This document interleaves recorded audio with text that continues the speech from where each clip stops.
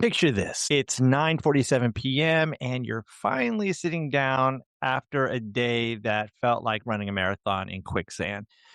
And you just want 5 minutes of peace. And then you see it.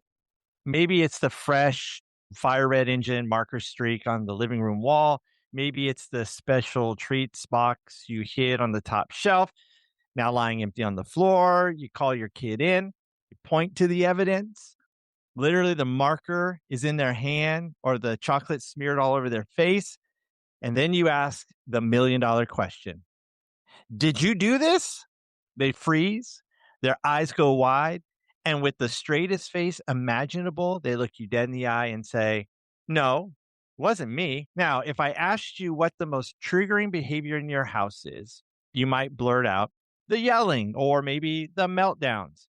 But if we're honest, and if we grabbed a coffee, looked at the real data, it's the quiet stuff that often leaves the deepest bruise.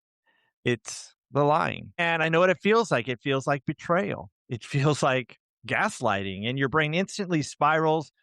If they lie this effortlessly about a silly marker, where or what are they going to hide when they're 16 and they're holding a set of car keys?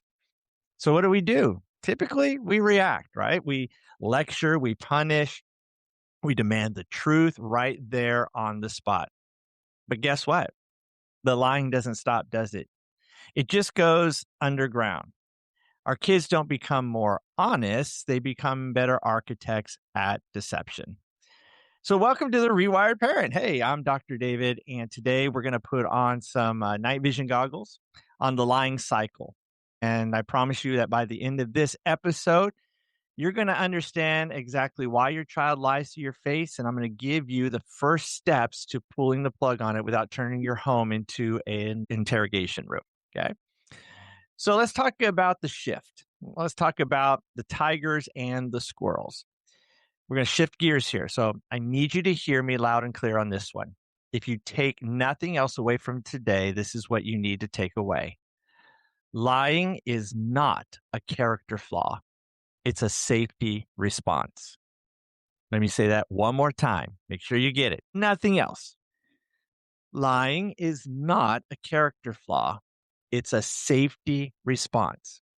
When you catch your neurodivergent child in a lie, you immediately see a moral failing. You see defiance. But what if we were to zoom into their nervous system, their brain and their nerves? Their nervous system would be screaming, alert, life threat incoming, take action.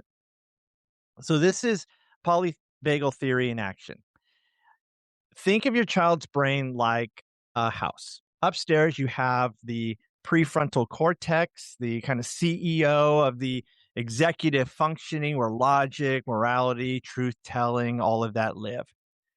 But downstairs on the floor level, first floor level, you have the amygdala, you have the survival brain, the smoke detector and fire alarm, and it's like the panicked squirrel. So when you ask, did you do this, with that, that look of disappointment in your eye or that sharp edge on your voice, their nervous system goes full danger mode. The CEO, the executive function, gets overwhelmed. And as Dr. Dan Siegel says, they flip their lid and the panic squirrel takes over. And so that lie then, that I didn't do it, it's not a calculated plot twist from a spy movie. It's a freeze response. Remember, we have fight, flight, freeze, or fawn. In this case, this is a freeze response. It's the knee-jerk reflex, just like blinking when a bug flies right in your face, right? They're not trying to manipulate you in that moment.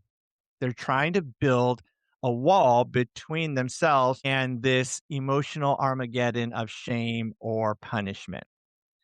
Now, if you were to look up traditional parenting advice or maybe ask some of your older relatives, they would tell you must punish the lie swiftly and severely. And you make the consequence for lying double the crime so that you show them this is serious and that this will never happen again. And we're taught, you teach them about honesty, that honesty is always the best policy. Now, it sounds logical, right? But let's look at the mechanics of what's actually happening when you do that. So put yourself back into your 8-year-old self. Think about a time you lied. You probably lied because your brain felt unsafe. Now, again, I know there's times you lied because you wanted to get what you wanted, but most of the cases you lied because right now you felt unsafe. Maybe you felt like you were going to get punished or you disappointed someone or whatever the case. And then the punishment comes.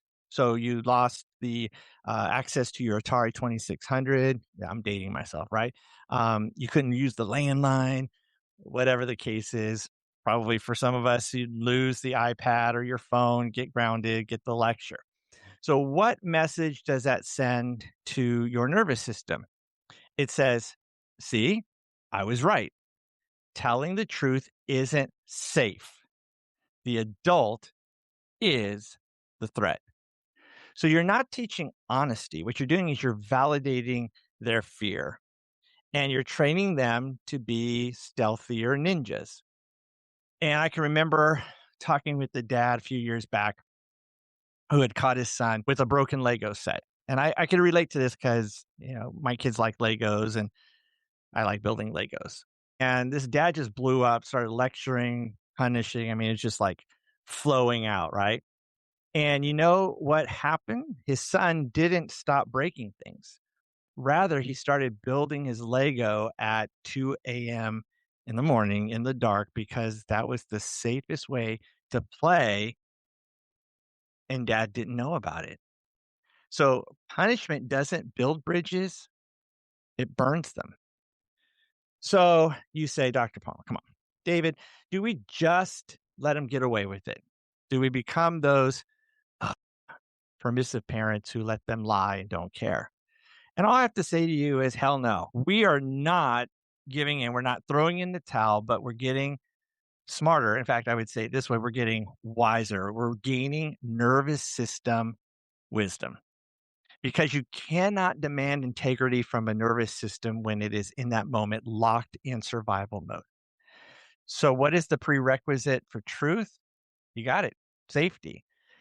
You build the stairs. And I'm going back to my interview a few weeks ago with Davina from A Steady Space. And we talked about this. And she talked about an illustration with one of her children.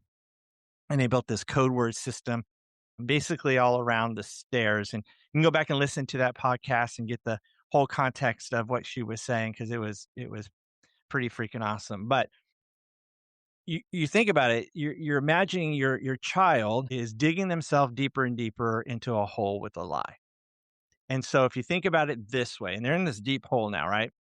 Again, traditional parenting stands at the top of the hole and starts yelling, you climb out right now or you're going to be in big trouble. But what do we have to do? We have to build the stairs. We have to create the steps. We have to lower the ladder. We have to make it safe for them to be able to come up for air and not feel trapped in this huge hole. That means it doesn't start with them. It starts with you. It starts with your regulated nervous system. So you have to regulate your voice and drop this prosecutor tone. You have to become a collaborator. Instead of saying, I know you did it, just admit it. You say, hey, I noticed the marker on the wall. First of all, I want you to know that I am not mad. Now, again, you may be on the inside, you may be upset, but you're giving them cues of safety. I want you to understand what happened. Why? So that we can fix it together. You give them that moment of safety. You say to the panicked squirrel, it's okay. We're safe right now. So why? So that CEO, that prefrontal cortex can come back online. And when brain feels safe, the truth becomes not only morally possible, I guess to say, but physically, physiologically possible. Now, I know that This is a huge shift in our thinking. And I know that in the heat of the moment, when you're staring at that broken lamp or you're checking the screen time report and you see that there's a lot of sneaky screen time going on, you confront and you know they're just going to lie. I know it's hard to know exactly what to say. So that's why I'm doing something special because this is a big deal. This is a big deal to me. This is a big deal because this is what I faced growing up when I told a lie. And I wish I had better safety mechanisms in place. I'm doing this because I've had to learn this the hard way with my children and my students. And I believe that this is something that every parent, especially parents of neurodivergent kids, needs to get a hold of.